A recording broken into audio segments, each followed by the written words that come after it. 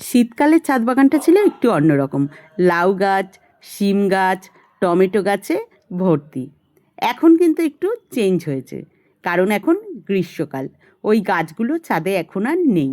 এখন লাগানো হয়েছে ডাঁটা গাছ, উচ্ছে গাছ আর ভেন্ডি গাছ। তবে শীতকালের বেগুন ছিল আলাদা, আর এখন গরমকালের বেগুন গাছ লাগানো হয়েছে। এই যে যেগুলো দেখতে পাচ্ছেন, এগুলো শাক গাছ, মানে ডাঁটাও খাওয়া যাবে, ডাঁটা শাক বলা যেতে পারে। তো এগুলো কিন্তু বাবা ক্যারেটের মধ্যে লাগিয়েছে। এই যে ক্যারেটের মধ্যে মাটি ভরে তার মধ্যে ডাঁটার বীজ ফেলে দিয়েছে, আর সেখান থেকে এত সুন্দর সবুজ ডাঁটা শাক হয়েছে। কি সুন্দর হাওয়ায় দুলছে, তাই না? দারুণ ব্যাপার। ছাদে এত সুন্দর সুন্দর সবজি হলে কিন্তু বেশ ভালো লাগে। আর এই যে আমাদের ড্রাগন ফল গাছটা, আর এই ড্রাগন ফল গাছটা প্রথম বছর 3টে ফল দিয়েছিল, পরের বছর 7-8টা। তবে এবার মনে হচ্ছে একটু বেশি ফলই দেবে, কারণ গাছটা কিন্তু খুব ঝাঁকড়া হয়েছে। এই যে নয়নতারা ফুল গাছটা দেখতে পাচ্ছ তোমরা, এখানে কিন্তু ছিল পিটুনিয়া। আর পিটুনিয়ার তো সিজন শেষ, শীতকাল চলে গেছে, তাই নয়নতারা। আর এই যে আমাদের গ্রীষ্মকালীন বেগুন গাছ, আর এই দেখো ছোট ছোট বেগুন হয়েছে। আর এই বেগুনগুলো কিন্তু নিম পাতা দিয়ে, মানে নিম বেগুন খেতে খুব ভালো লাগে। আবার একটা পুঁইশাক গাছও হয়েছে, কিন্তু পুঁইশাক গরমকালে বেশ ভালোই লাগে। তো এরকম ক্যারেটের মধ্যে আমরা ছাদে চাষ করি। আর গরমকাল মানেই একটু লেবু খেতে ইচ্ছা করে, লেবুর শরবত খেতে ভালো লাগে। এই যে আমাদের গাছে লেবু হয়েছে। এই লেবু গাছটা লাগানো হয়েছিল করোনার সময়।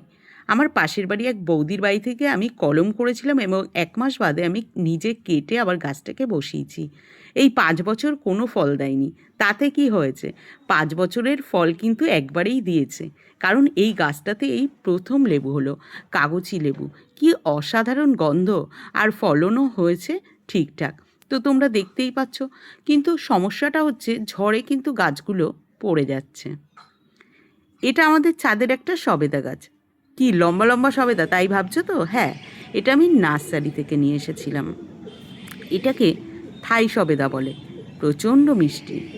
তবে এখন যেগুলো পাকছে ওগুলো একটু মিষ্টি কম, জল জল মতো।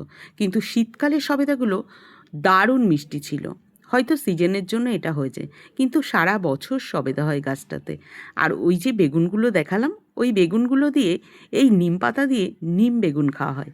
কী যে সুন্দর লাগে খেতে, কি বলবো। পাশে কিন্তু আর একটা ড্রাগনের চারাও বানানো হয়েছে। আর এই যে গাছটা দেখতে পাচ্ছ, এটার একটা সুন্দর গল্প আছে। গল্পটা হচ্ছে, আমি একে উড়িষ্যার চিল্কা হ্রদে বেড়াতে গিয়ে বালির চর থেকে নিয়ে এসেছিলাম।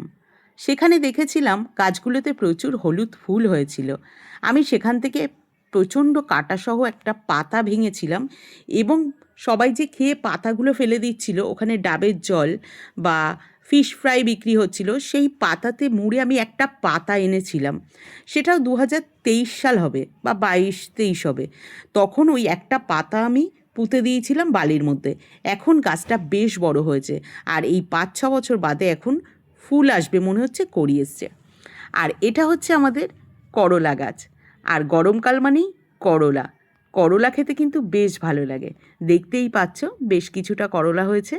প্রচুর না হলেও যতটুকু ছাদে হয়েছে ততটুকুই কিন্তু ভীষণ ভালো লাগে। আর এই যে আমাদের পায়রা একটা ছাদে কিন্তু তুলসী গাছও আছে, আর তুলসী গাছটা কী সুন্দর ঝাঁকড়া হয়েছে দেখো। আর এই রকম কিন্তু আমাদের ছাদে আরও এই যে কাঁঠাল গাছটা দেখতে পাচ্ছ, এটা কিন্তু থাই কাঁঠাল। খুব ছোট থাকতেই কাঁঠাল হবে, এখনও কাঁঠাল হয়নি। আমি মাত্র 3 মাস হয়েছে গাছটা এনেছি। দেখা যাক কি হয়। ফুলের মধ্যে এখন রয়েছে নয়নতারা, দোপাটি ফুল গাছ, যেগুলো গরমকালে হয়। আর এই যে একটা সাদা টগর।